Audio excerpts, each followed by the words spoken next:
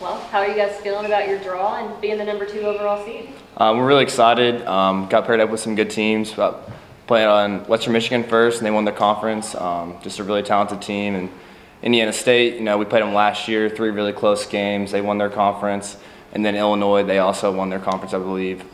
And so just like 3 really tough teams. But I think that if we focus on what we need to do and what it takes to win, like we talk about each and every day, that I'm very confident that we'll come out with some wins. In the preseason, Coach Mingione said that he's just trying to break down doors and take the team further than they go each year. So how nice is it to make history this season, going back to back in the NCAA tournament? It's really awesome being a local kid coming to the Lexington Regional in 2017 and seeing all that pan out and the BBN showing up, and then being a part of that team last year to see BBN showing up and supporting us. It's really awesome. Coach Minge does a great job every year with our schedule, getting us in that good RPI spot, and being number 2 overall seed is thanks to him and just a bunch of dogs on our team. You talked about the schedule. The SEC's got a record number of teams in. So how much does that gauntlet of the conference slate kind of prepare you guys for the postseason? It definitely prepares us for the postseason. I mean, 11 teams in the tournament. Every weekend in the SEC is basically playing like Omaha caliber teams, if you ask me, and I think it prepares us very well for the postseason. Speaking of the support of BBN, second straight season you guys are hosting a regional. With all the records they've already broken this year in the regular season, how excited are you to be back in front of your home crowd? Oh, it's going to be awesome. I mean, just thinking back to last year and how many people showed out, I guarantee you BBN will show up again this year. They do a great job of supporting us and kind of giving us a little home field advantage, and I definitely believe they're going to show out, and super excited to see everybody, and we're super grateful for them. For fans who maybe are tuning in for the first time, what should they know about your all's energy, the dugout environment, all the kind of extracurricular stuff that goes on? We have awesome energy in the dugout. We have a dugout captain, Ryan Hagenau. He keeps us all, lively in the dugout. And the one thing about this team is that we all just love each other. It's the most successful teams that I've been on. Everybody's been super selfless, and I know there's people in that dugout that would be, they would kill to be on that field playing. But they're just super excited to see everyone succeed. They're super excited that we're just winning, and they're doing whatever it takes for them to, at that moment, to help us win. So I think we're just a bunch of selfless guys that love to win for Kentucky, and we love playing for the state. Devin, what was the biggest thing that y'all learned from your trip down to Hoover? I think that, we went down there and we played a really good Arkansas team. We came out on top. Maybe didn't go as well, the last day, but I think that we know that we have all the pieces that we need to win. It's just about execution at that point, and when we execute what we want to do and what we do throughout the regular season, if we just get back to doing that, we're going to be perfectly fine. You mentioned the home field advantage. What do you remember last year from that experience and the boost you got? Oh, it's huge. Whenever you get that 2-out RBI in the center field and the guys around third and the crowd's going crazy, it really shifts the momentum into our direction. And the crowd was unbelievable. I can just remember that championship game and us winning, and the crowd just staying around for 30 minutes after the game. I'm really looking forward to the BBN doing that again this year, and it plays a huge role. It plays in our favor. What's the mindset for the pitching staff going into this regional format? Yeah, we just need to stick to what we do. I think we're a pitching staff that gets a lot of punch outs and ground balls, and we have one of the best defensive teams in the country. So, it's my going up there on the mound. I just want to throw it in the zone and let my defense work, because more than likely not, they're going to make the play. So it's really comforting to be out there and being confident in the people that behind you, because it's a 9-versus-1 mentality at that point. Evan, you talked about seeing the regional in 17 and you signed on. A little bit of a dry spell, which you built up to last year and now this year. What's that been like for you, as a local kid? You've been here for a while and built up to this. What does that mean to you? It's awesome to see. This is my 4th year in the program, going back from 2020 to all the way to here, and just seeing those little steps taken throughout my career here. I think it was 2022 when we made that run in the SEC tournament. It showed us that we can win with the best teams, because in my opinion, the SEC tournament is all Omaha caliber teams. You're learning if you can beat them and win there, that making a regional and going far in the postseason is pretty easy. So we kind of set the groundwork there, and then last year we had a great year as well. So I think we just keep on building and building. And the people that have returned from past years have helped build that foundation. Devin Burks, Noel McCarthy, Ruben Church, Ryan Hagenau. We've all just kind of changed the culture and just showing that we're here to win. We're here to compete in the overall SEC, and we're here to compete in the NCAA tournament. To go down to LSU last year and you lost to the eventual national champions. What did you guys take from that experience that you can kind of apply this year? I'll always remember that feeling. What really like stinks about all of it is just seeing all those seniors that had those last year and how much they contributed to our program. You got to think about the Hunter Gillum, you think about Darren Williams, all those guys that made our season so successful that their season ending right there, it really hurts. And then think about this year is to kind of carry on their legacy, you know. They showed us what it takes and what we can do, and we just want to win for them, win for the state of Kentucky, and whenever we can perform in big environments like that, we'll be fine. And you know, if that goes on, luckily we don't have to go back to the box this year. If we win this regional, we'll be right back here. So that's definitely an advantage. And being a Lexington local, I mean, what does it mean to you to see not only the fans come out all year and support the team and their success, but how it started to how it's now from when you got here in 2020? I mean, it's so cool because, you know, you think back to those March games when there's like 1,000 people in the stands, 500, and it's cold and nobody wants to be there. And to see that the BBM will show up when you succeed, when we put a team out there that can win ball games and we're exciting and fun, it feels so good to earn the respect of the BBN and they come out and support us because it means the world to us. And it's so cool to see people in the stands come up to you and say like, oh, I know you're a local kid, or we've been following you. Like, it's just awesome. I'm super grateful for the opportunity that I've been blessed to have here at the University of Kentucky. Been in the conference grind for several months now and seen them. You know all about those teams really well informed. What do you do, especially like as a pitcher, to get to know some of the new faces and bats that you'll be facing in the region? Yeah, so, I mean, we definitely need to know our opponent, but I think it really comes back to doing what we do and focusing on what we focus on throughout the whole year.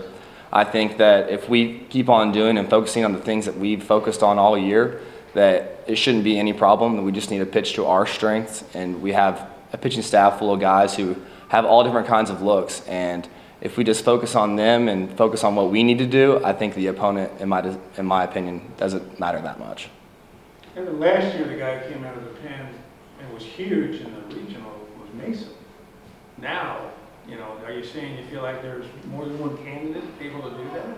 I think that, you know, Mason moving into the starting role was huge for our team. He's been super successful this year, and it's good to see him on the bump. I think that we can have some of the guys step up. You know, we have a pitching staff with great relievers like Cam O'Brien and Robert Hogan and Jackson Noby and Ryan Hagenow. You know, Mason was dominant last year in the regional and the super regional, but we're just gonna have guys step up, and you know, we have that next man up mentality that if you don't get the job done, you know whoever else is coming out of the pen is gonna pick you up and you know, help you out. So I think that if we focus on just pitching for as long as we can, for as hard as we can, and passing it off to the next guy, I think that's gonna be the best thing for us. Back to the dugout energy. When you hear your opponents taking pot shots at you guys, what is the mindset? Do you look at that thing as a positive?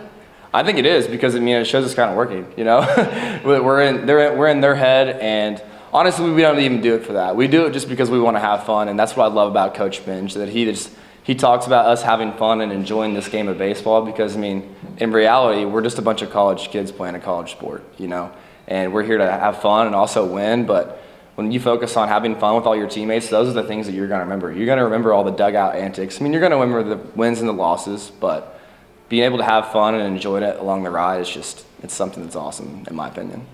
Is there a reason that kind of started this year, or at least has been more than previous years? Yes, I think it was actually after our first weekend series, we kind of came out like a little flatter, and we decided, hey, like, Coach Minge talked about how he had coached some of the most successful teams that he's had. He said they were all a little bit weird. You know, they had some weird things. So we got together, Noel McCarthy and Ryan Hagenow, and we all just started like spitting out ideas and like bubblegum third or just different type of things to keep us fun and like, you know, energy in the dugout. And so it kind of just built off of that, and just new things came every day, and we were like, let's roll with it.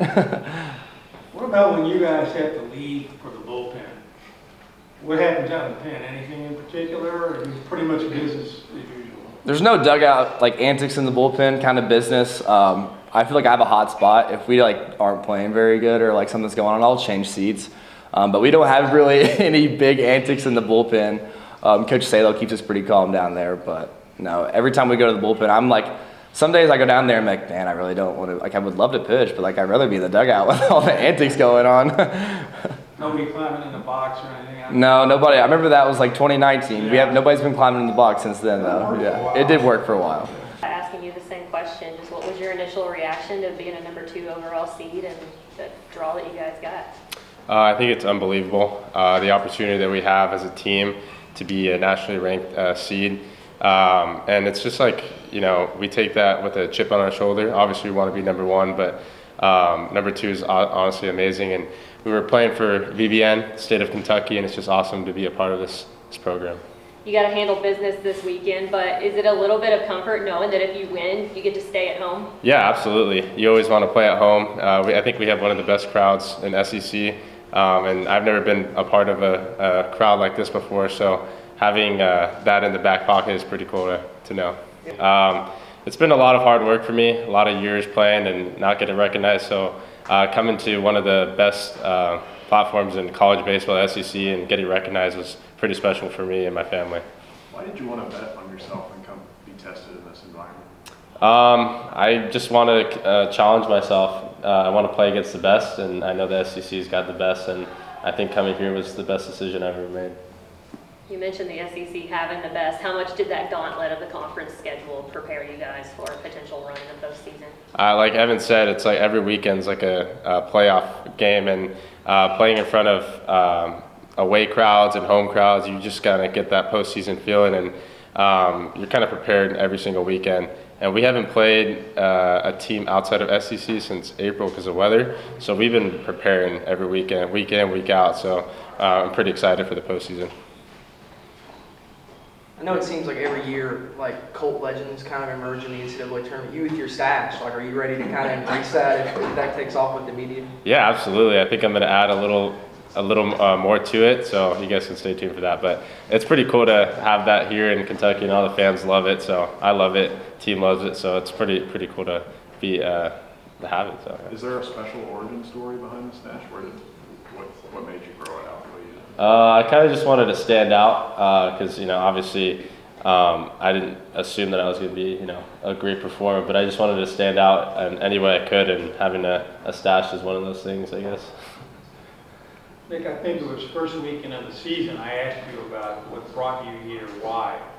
And you said you saw what was going on here last year and wanted to be a part of something like that. Well, now it's another opportunity, and it's even greater being a number 2 seed. So, as John asked you about betting on yourself, what about helping this team and furthering the program even more? What's it like for you to be a part of that? It's honestly amazing being a part of this team and being a part of this program that's been making a lot of noise lately in the past couple of years, and I'm doing anything I can to help the team and help Kentucky win. So being a part of it from out of state is pretty special, and bringing the fans together and the team together, that's all what it's all about. So I'm happy to be a part of it. How proud are you that you're getting it done as a switch hitter again? Yeah, I mean, that's honestly really cool for me. I didn't switch it all last year, so being a natural righty and coming to get the confidence to do it in the SEC is really huge for me. You're a natural righty? Yeah, natural right-handed hitter. And they wouldn't let you hit right-handed? No, it's pretty crazy. Have you talked to anybody back there? My hitting coach back just said congratulations, really proud of me, but it's pretty cool to be a part of this team over here, and the coaches and the confidence they give me every single day, day in, day out, so I'm really happy to be here. Nick, what are some of the things that the guys or maybe the coaches have told you about, playing in a regional and potentially maybe even a super regional, just since they did it just a year ago? We just got to stick to what we do best and play for each other, focus on us. Just doing those things and doing what it takes to win, I think, is what we've been doing all year, and that's what we just got to continue doing throughout the rest of the postseason. How much fun are you guys having? I think everyone's having a blast. I'm having a blast, coaches are having a blast, and I'm sure the fans are having a blast. So we're doing everything we can to keep it lighthearted, keep it energy, and having fun. What does it look like when your lineup is at its best? When we're all committed to the middle backside of the field and we're all doing what it takes to get on base, quality at bats after quality at bats, that's when our lineup looks best. Did you anticipate this much success this year? What is it about this team that really makes it stand up above? Honestly, when I first came in, just seeing the talented group that we had, I knew that this team was going to be successful just based on pure talent. And then having the coaching staff and learning all the cool things that they have to talk about and putting it all together is what makes this team really special, because we all love each other, we all believe in the coaches believe in us, and having that belief is just really what it is, believing in each other and fighting to do whatever it takes to win. You played on a lot of other teams. What are you saying, that maybe that wasn't quite as evident in your other experiences? Yeah, I mean, it's a big difference here, and it's special to be a part of. It's definitely different, and I'm happy to be here. Are you nervous at all? No, I mean, I'm just doing what I do, having fun, and just having like this team. It's just kind of like you're just having fun every day, and it's nothing to be nerve-wracking about. Just playing for the team. So The SEC race is so intense, it feels like there's a lot of urgency from week to week. Do you think that helps prepare you guys in any way as you go into this kind of format? yeah, absolutely. Like I said earlier, it's just kind of like week in, week out. It's like SEC tournament prepares you for a regional, College World Series caliber teams playing against like Tennessee, Arkansas every weekend. So you're kind of prepared to play in a little tournament style weekend, 3-game weekend. What about the season? Waldy's having, as you're always trigger man in your lineup, how much is that helping you guys? How big is that? I mean, he's coming out of the leadoff spot. It's definitely huge for us. Every time he's up at the plate, he's going to do damage. He hits the ball hard, so whenever he's up, he's going to, start it off with a spark, and that gets our offense going. And it's fun to know that we have a team full of dogs that can potentially do the same thing. But having him at the start is definitely special. Coach, number 2 overall seed, highest seed in program history. How does that feel? Feels great. Proud of our guys. Obviously you've heard me say this over and over, but we just want to keep doing things that have never been done before. And that's kind of been our calling since we've been here in 2017, and another opportunity to do that again this year. So proud of the guys for them getting rewarded for all their hard work and obviously executing and winning at a really high level. As a coach, third time through, third time's a charm, hopefully. What did you learn the other 2 times that you'll be able to apply this time around? I was really naive the first time. I mean, doing that the first year and having that, and it's like, yeah, I guess this is easy, and boy, did I get humbled. Obviously, that team did something very similar to what we did a year ago. We weren't able to win the second game, and we had to fight all the way through. So one thing I've learned, from both times is you're never out of it until that last out's made, and every team is different. Every team is different. The way that team won in 17 is totally different than the way the team won last year in 23, and this team is totally different than that one. So I've learned that each team's different, and I've got to coach each team totally different based off of what their strengths and weaknesses are. Coach, I remember last year that when you went to LSU, kind of twiddle your thumbs a bit, because you kept getting delayed, you kept wondering what's going to happen. Now you can kind of control the environment. Not saying you're going to do any antics, except it getting weird. But does that give you any peace of mind to know that you and the team can stay at home, sleep in your own bed, and not have to worry about other things that come with going on the road in postseason baseball? When you look at the track record of teams that have made it to Omaha, obviously there's a huge benefit to playing at home. So we always wanted the path to Omaha to be through here, and obviously we haven't put ourselves in a position where we can do that up until this year. So I've already checked the weather, just so you guys know. This is the time of year where you do have some rain and things like that, but right now Friday looks amazing, so especially at noon. So everybody that has an opportunity to take a half day of work, you get full permission from me. I give you a get out of jail free card, an excuse to miss work. If you come, just blame me. But the weather looks great, and it's definitely going to be a bonus to play at home. You can put on an excuse sheet that Matt's going to print up? Bring it. I'll sign it. I'll do whatever it takes. All right? That's kind of what we've been doing this year. It's already in the works. Thank you. Bring it. I thought we had great crowds last year, just super excited for our fans. And, I've said this before, but not every sport do you have a chance to win a championship on your campus. Right? So obviously the regular season, but as it relates to the postseason, not every sport do you have an opportunity to win in the postseason on your home field. And obviously we are put ourselves in a position to go for one. So I'm excited that our fans will have the opportunity to come join us for some great baseball. The fact that you will host again if you advance this week. How does that change the way that you manage and coach, if at all? Yeah, it doesn't, because you know me, John, like I'm really just focused on finishing this interview, going to change, and then go have the best practice we've had all year. And, you know, not looking too far down the road has been one of our team strengths, and it's something we've talked about all year, as you know. And it's actually helped me as a coach. It's helped me because, you know, I'm not at my best when I look too far in advance. And there's been multiple times I've like, you know, as I journal and write my discipleship planner each morning, I just keep learning that about myself. It's like I'm much like the players. I am way better when I'm just focusing on the task at hand and what's in front of me at that time and not looking big picture. Now, obviously, as I mentioned, it is nice to know that we do have an opportunity, if it was to go our way, to stay at home. That is definitely a huge bonus.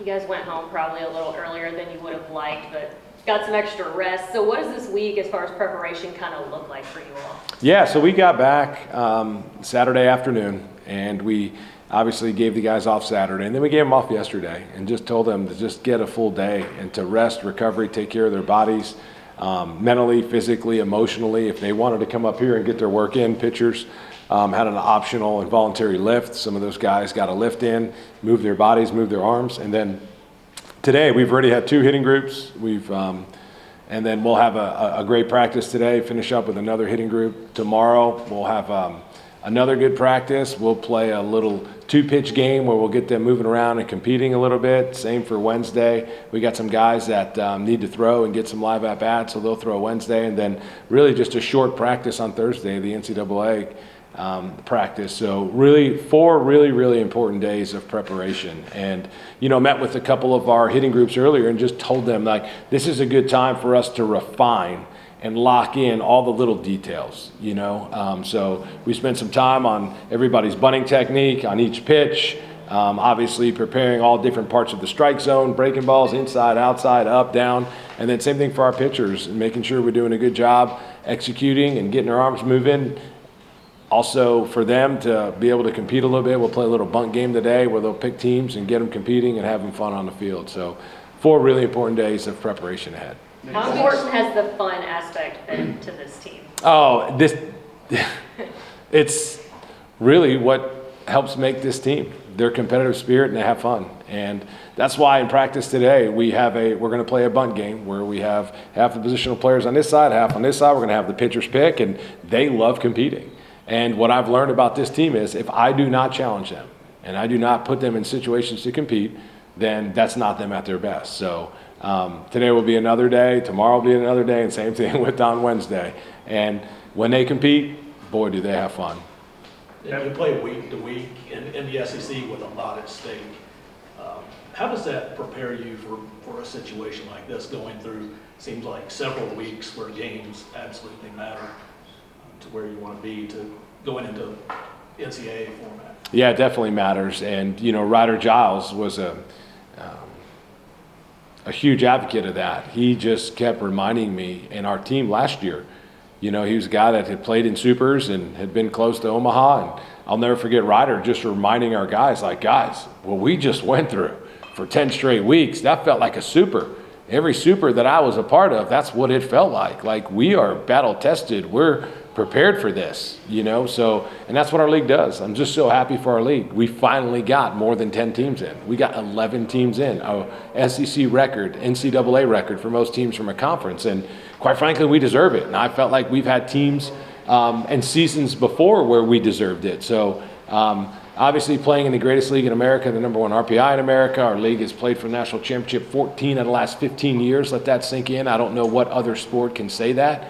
We have played for the national championship 14 out of the last 15 years, and that definitely will pay benefits for us moving forward this postseason. Nick, Evan was talking about the dugout energy. It's more about you guys and getting energy, not affecting the other team, but it does seem to affect your opponents at times. Can you tell that, you know, some of that back and forth has helped you guys at moments this year? Well, you know, our dugout energy and how we compete is been shaped and molded by a lot of guys over the last couple of years. And I think of Sean Harney, because Sean Harney was like that. Kristen will tell you, he can make me laugh as well as any player I've ever coached. And that, you know, when you want your team to communicate, and sometimes you have to direct who they're communicating and how they're communicating during a game. And there were times where a handful of years ago, we would be talking and saying things about the other team, and I had to remind them, stay with us.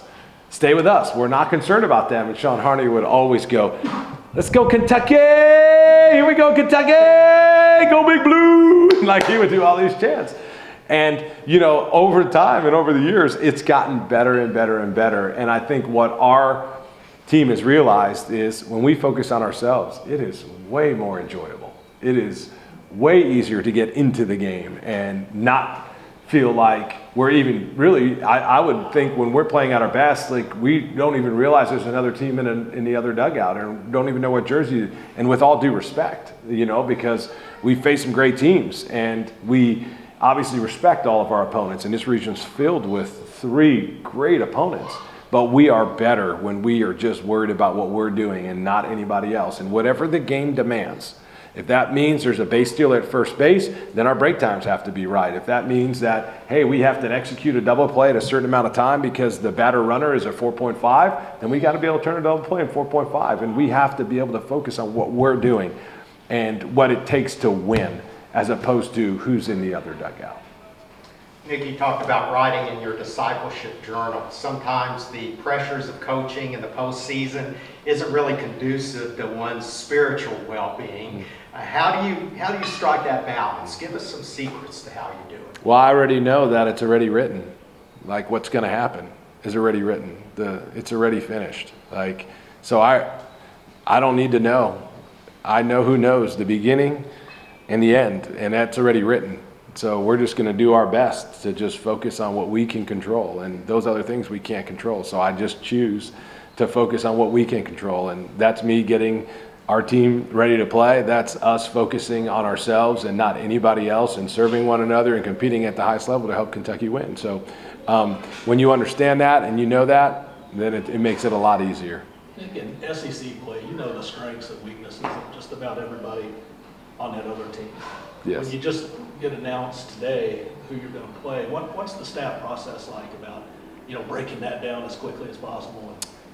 Yeah, that's a good question. So part of the reason why we chose to practice at 2 is to give our staff time to reach out to other teams, to get scouting reports, to get their thoughts. So the coaches are in there right now, and they're organizing who's reaching out to what schools to get these scouting reports, who we've played, who we can maybe exchange information on. And then obviously after that, Trevor Fitz, our director of player development, does an awesome job he prepares a folder for every single team that we play. It includes their stats, it includes previous scouting reports, it includes everything that we can collect on our opponents. And then obviously we will start tonight. As soon as practice is over, we'll get something to eat, and we'll just start diving into our opponents. And it takes a lot of time. You know, one thing I've learned about our staff is the amount of time, effort, and energy that we put into preparing for an opponent is a lot. And if you told me we watched over 20 hours of video on our opponents for each team, I would believe it.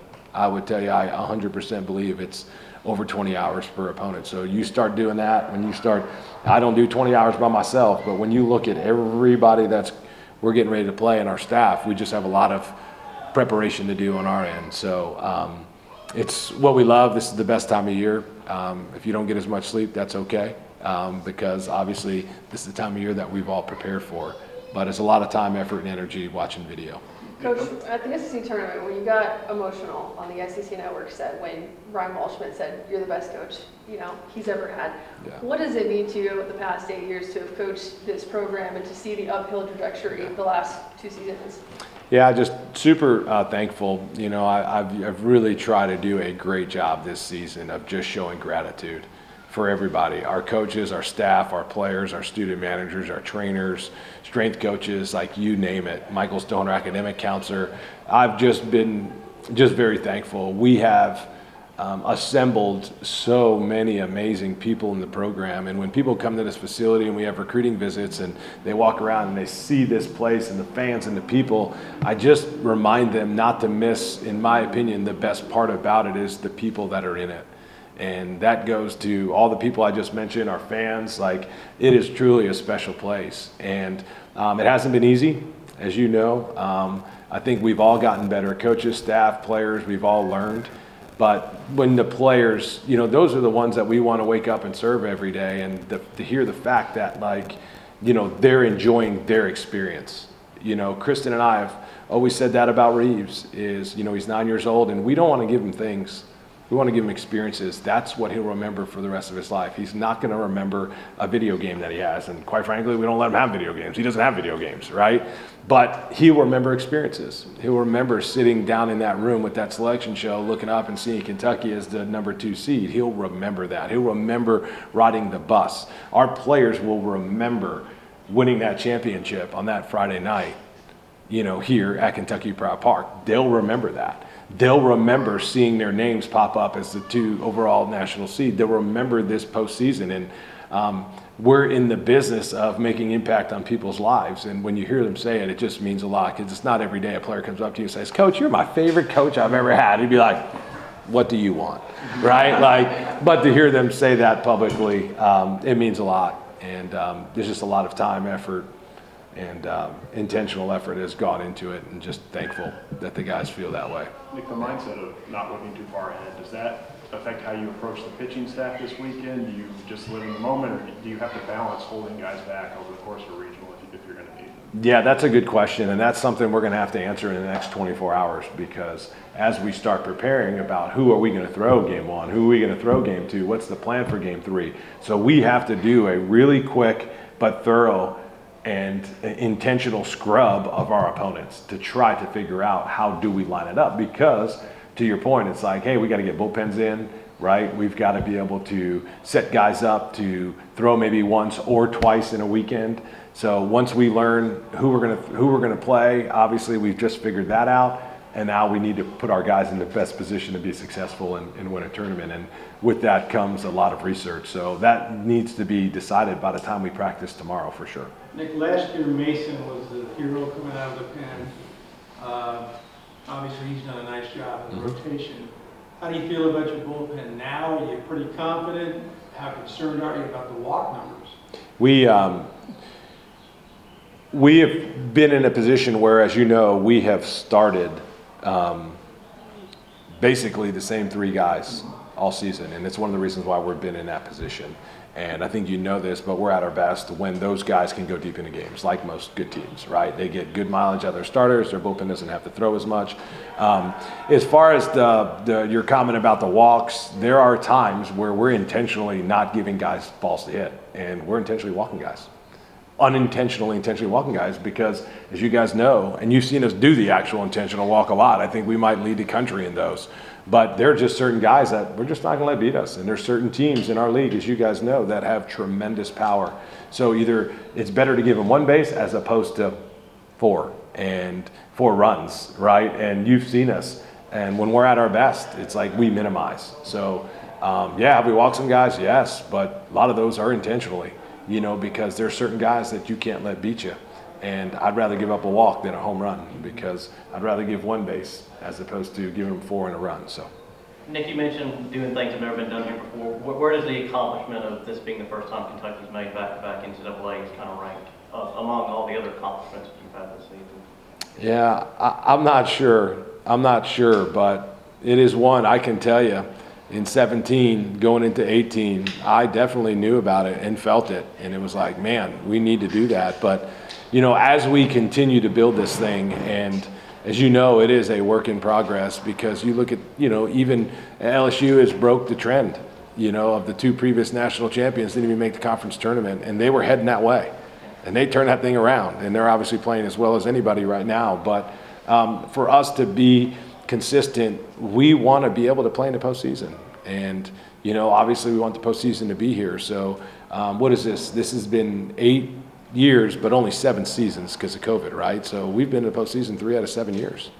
And on 3 of those, we've been hosts, so that means a lot. That means a lot. And it's nothing that it's not something we would ever take for granted, because you see around, there's a lot of really good teams, and there's some really good teams that did not hear their name called.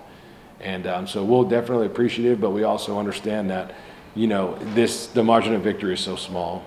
And we don't really have time to really pat ourselves on the back or feel good about ourselves, but for very long, because the second you do that, someone's going to pass you. So we'll continue to work, try to build it the right way, but definitely something that we're appreciative of and thankful for.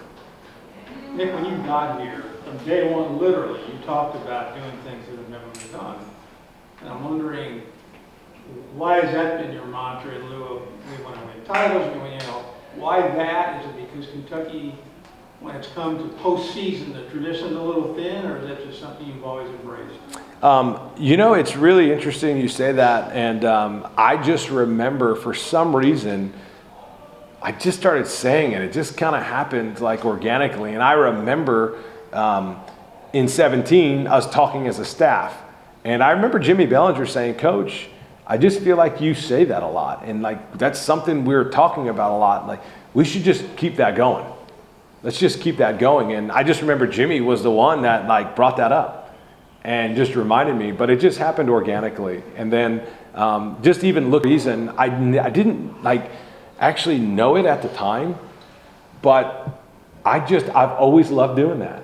Like when I thought back to my high school and my college career, and then when I was at Embry-Riddle, and then when I was at Western Carolina, then Mississippi State, and it was just something I didn't realize that I just loved chasing and trying to do something that hadn't been done, and I actually really enjoy that. And I didn't know that, but I did not know that.